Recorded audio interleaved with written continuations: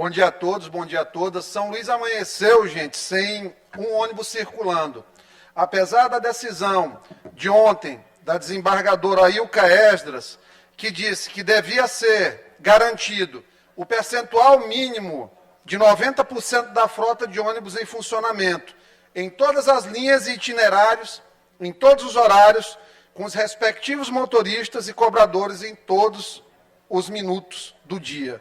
Que não haja coação ou impedimento aos trabalhadores que não queiram aderir ao movimento de não trabalhar. Não haja bloqueio das estradas, garagens das empresas prestadoras de serviço de transporte público municipal.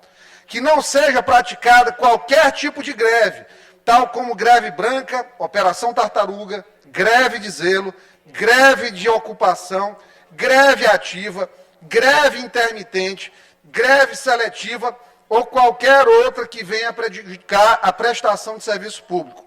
Em caso de descumprimento, a Justiça do Trabalho estabeleceu multa diária de R$50 mil aos sindicatos de transportes rodoviários e aos 7. Pois bem, São Luís amanheceu hoje sem um ônibus. A ação, quem deu entrada na ação, foi a Prefeitura de São Luís. O prefeito, há alguns dias, disse o quê? Que não haveria aumento de passagem de ônibus. Os rodoviários, eles querem aumento. As empresas alegam que não há possibilidade de dar aumento por conta da condição financeira dos seus próprios quadros, hoje. O grande problema é o que eu venho falando desde o início do mandato. Nós temos uma evidente bomba relógio no transporte público da cidade de São Luís.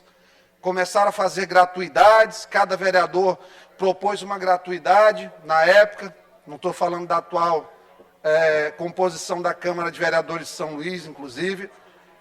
Lamentavelmente, não foi organizado o sistema de transporte, as linhas, o desenho de linhas. Quando foi licitado o sistema de transporte, não obedeceu a um plano de mobilidade, foi feito da maneira incorreta. Tem lugares que precisam de muito ônibus e não tem. Tem lugares que não precisam de tantos ônibus e tem um monte de ônibus passando. Para atender, muitas vezes, interesse político de A, B ou C. Lamentavelmente, o que tem sido feito pela atual gestão também está muito parecido com o que Edivaldo vinha fazendo. Então, o BRAD precisa, nesse momento, de um posicionamento de diálogo. Diálogo com os sindicatos, diálogo com as empresas. Porque quando chega a desembargadora, coloca uma decisão que ela praticamente retira o direito de greve dos rodoviários, que para mim tem um abuso aqui também na decisão, tem excesso na decisão da desembargadora, está muito claro isso, até porque 90%, deputado Hélio, é igual a 100%, só faz economizar um pouquinho para as empresas com transporte, com tudo isso.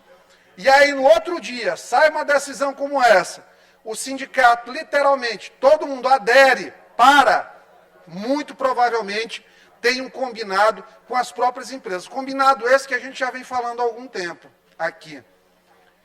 Que não podia ser tirado o direito de greve dos rodoviários com absoluta certeza.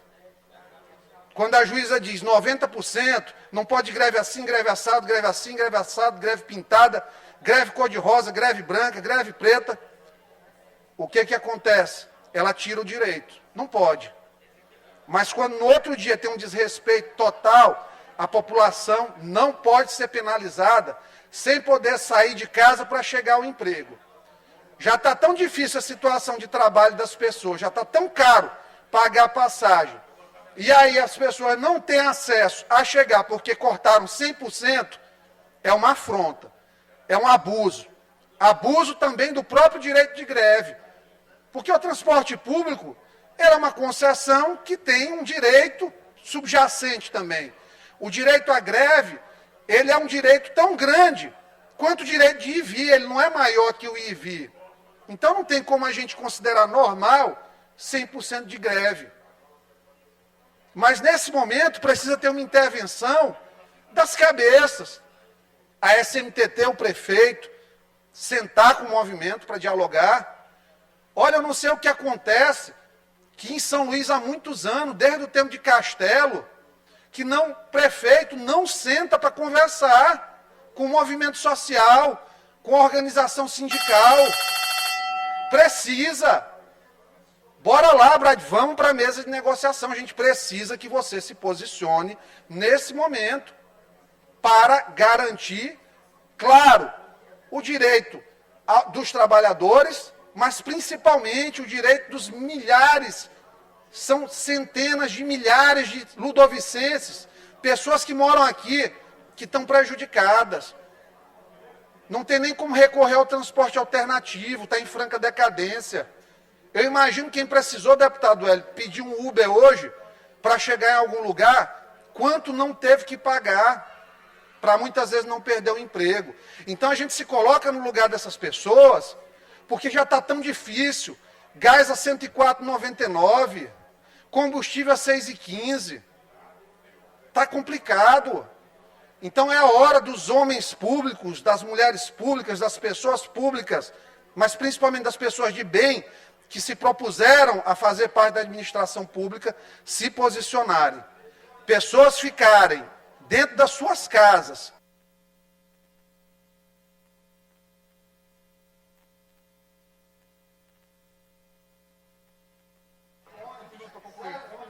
Deputado Iglesias, 1 minuto para concluir, porque cortaram o som.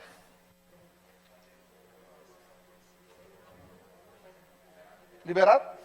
Pessoas ficarem dentro das suas casas, impedidas de sair por conta de falta de ônibus, nós não podemos tolerar. Então, a Prefeitura e a CMTT precisam chamar uma grande mesa de negociações e essa situação precisa ser resolvida urgentemente.